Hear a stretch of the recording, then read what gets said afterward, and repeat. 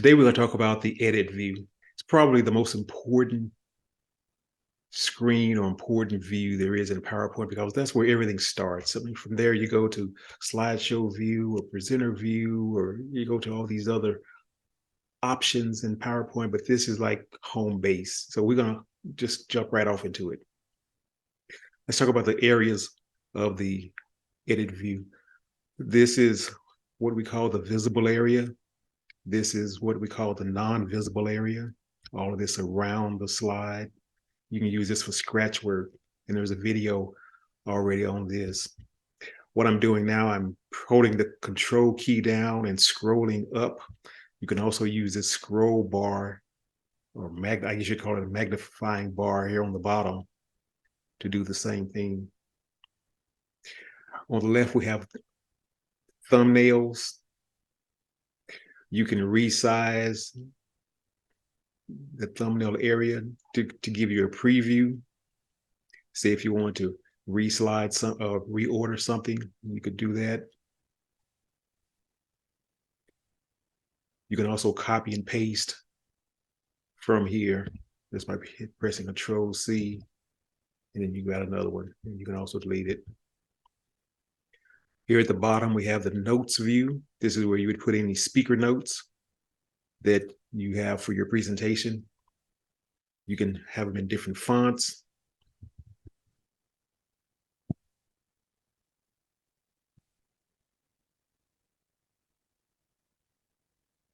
You can add punctuation, you can add bulleting, all those things. And on this little option here, you can actually turn the notes on and off to give you just a little bit more real estate for your presentation build. Now we're here on the bottom. This turns normal view on and off. We'll talk more about normal view in another presentation, but if you click it off, then you're now in outline view, which is a different video we've already talked about. So let's go back to normal view. This is slide sorter view. We have a video coming out on it real soon. That's where you can basically have your slide deck and you can maneuver and see what's going on. And then reading view is another option that's coming out real soon. So if we go back to normal view, and we've already talked about the slide bar, this icon here is titled slideshow. This is one of the first videos I produced. This gets you into slideshow mode. You can also do that by pressing F5 or go up here to the slideshow menu and go to show from beginning or show from current slide. So this is the slideshow icon. We've talked about the magnification slide bar, and this shows the percentage. Oh, and here's another option I didn't know about: fit slide to current window. It basically just maximizes the real estate that you've given it. And of course, we have the scroll bar on the right where you can scroll to different slides within the deck. And then this goes one slide at a time, because what happens if your slide is super enlarged, you can scroll over part of the slide until you lose it, but this will go to the next slide. So it just kind of depends on where you are in the magnification area. So that covers, well, there's a couple of things I forgot to mention. Over here on the far left bottom, you'll see slide 4 of 16. This is another reason you do not put the number of slides in your presentation, because 115 more slides to go. That's crazy. But it helps you understand as the designer where you are in the slide deck, especially if you know you need to go to slide 75. And these last two, I'm not sure what they do. I haven't used those, so we'll ignore those. You'll also note rulers on the side. If we go to I believe it's view. Yes, you'll see rulers and guidelines. Rulers are turned on. I'll turn them off. And then guidelines are like a grid for your presentation or for your slide. And then guides gives you the center. Now you may ask, what is that good for? That's if you're trying to have two or more slides where you want an image in the same spot. You can do it by copying, but lots of times you just want to know where is the center of the slide. So I use that a lot, this 0 point right here. I don't use guides very much. I definitely don't use the grid lines, but I use the ruler quite a bit, especially this left, right, or X coordinate ruler. So let's go back to home. Now, in PowerPoint and Word, you have something called handles, where you can grab something by these dots, and these dots are the handles. And you can either grab the handle and resize something, or you can grab the box and move the whole box, just kind of depending on what you want to do. And you can also resize the box. Well, that's flipping it. So you see the box is narrower but deeper. And as you saw, well, here you can rotate your box. And as you saw earlier, something that I use quite a bit, I can do it. You can flip the box. You never do it when you want to do it. Basically, it's inverting the image. Try to put this back to where I found it. Let's try it on this. Let's try it on this one. You have to do it kind of quick. That didn't work. The box is rather big also. Well, I've done it, and you can do it too.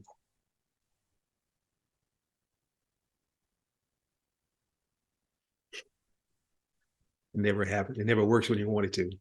But anyway, you can take the image and invert it or flip it so that the S would be the first letter you would see, and it would be reversed. S-T-O, S-T-N-F-O.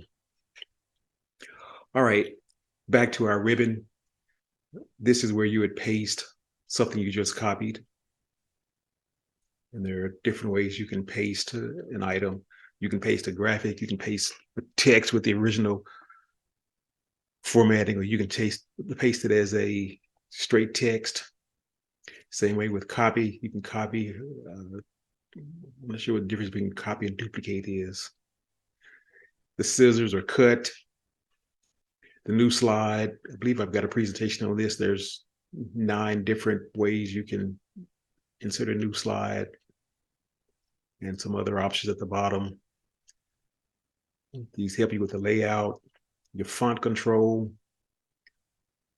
name of the font, size, whether you bold, italicize, underline, shadow, strike through, stretch, lowercase, uppercase, colors, and you can increase and decrease the font size here.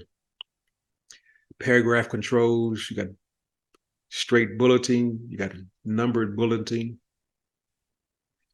You can indent, or I'm not sure what the opposite of indent would be, prodent or dedent. This is one I use sometimes depending on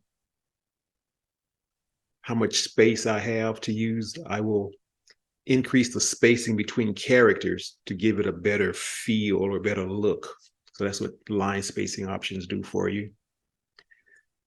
This formats top, middle, or bottom of your particular box. I'm not sure what this one does here. Oh, this is like smart art. Need to make a video on that. Here's where you would indent. If you watch the fonts right now, what's to the right, Now it's to the left in the box. Now it's centered in the box. So that's what, and this is, there was left and right justified. So those are real good options. Here are your symbols and characters. And I believe we had a video on it, especially regarding callouts. Lots of different choices to highlight your presentation. Ways to arrange objects. We can talk about this in another video, especially on grouping. All of this is on grouping and which layer you want first. In this particular slide that I have displayed, I'm standing in front of a wall, which this is a photo, but these fonts are on top of me. Where if I click on this font or this box and say, bring to center back, and watch what happens. Oh, it didn't do what I wanted it to do. All right, let's do this. Let's have like this. Now let's go center back.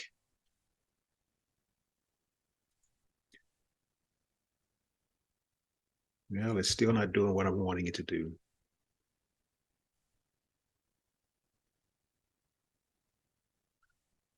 Well, what it's supposed to do is go behind the other layer.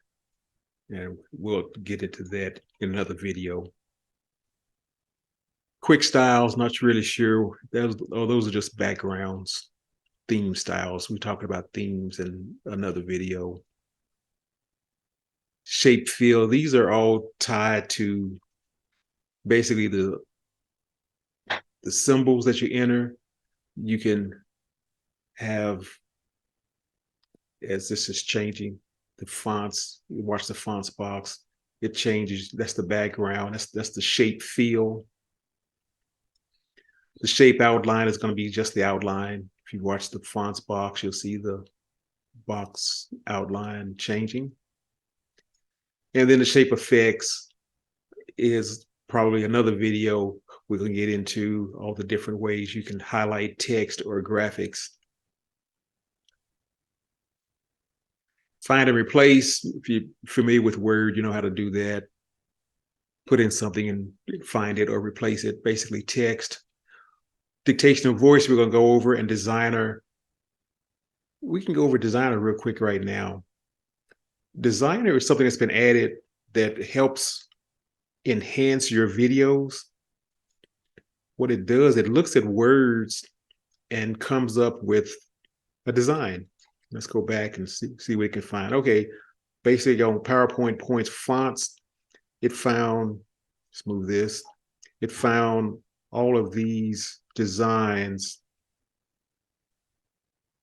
that you can choose from. Where if we go to a different slide, let's go to the title slide. Now it found, you see, this tile, and it looks like a graphic of a graph, of a 3D graph. Let's do one more. Pointers. Okay, you see it comes up with pointers, different pointers like from a GPS device. So that's a real quick recap on designs. Helps you make your slides look a little more snazzy, a little more professional. And you can X out of it right here. This arrow hides the ribbon. And to get it back, you go up to this, I guess it'd be the fourth icon from the far right. You click on it and you say, I want to show the commands and tabs. Or you can just show the tabs, or you can have it auto hide. As far as other items in PowerPoint that you can use from the edit view, insert objects, graphs, whatever you want to add. Drawing, we'll get into at some point. Design, we've talked about a little bit. Transitions, we have a video on. Animations, we have a video on. slideshow. That's basically where you take your work and you show it to someone or you send it to someone to be seen. Recording, we're going to have a video on that coming out. Review is when you're sharing or collaborating with someone and you want to get their comments or have them edit the show. This is where you would use the review tab or the review ribbon.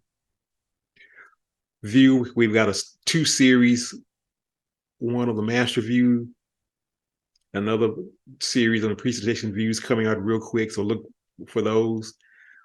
We have help, which I found the PowerPoint help to be very, very good. Did I say very? And then this last option, Office Remote, that's a handheld cell phone app to have remote control over the presentation. That's basically an add-in or an add-on. So if we go back to home, well, and then of course file, if you want to add a file or do something, share it or print it or export it or close it or select another one, you're familiar with that. So that should do it for the edit view. In PowerPoint, it's the home base for everything you're going to do in the presentation, whether you're editing, drawing, recording, making presenting the slideshow, reviewing it, adding transitions, adding animations, designing it, adding drawings, inserting pictures, inserting videos, inserting audio. Everything starts from that view. So that's really home base or the control center for PowerPoint. Let me know if you have any questions. Love to hear from you. Be sure to like, share, and subscribe. That way you'll be notified of other videos that come out typically every Wednesday at noon Central Time. So with that, take care and happy PowerPointing.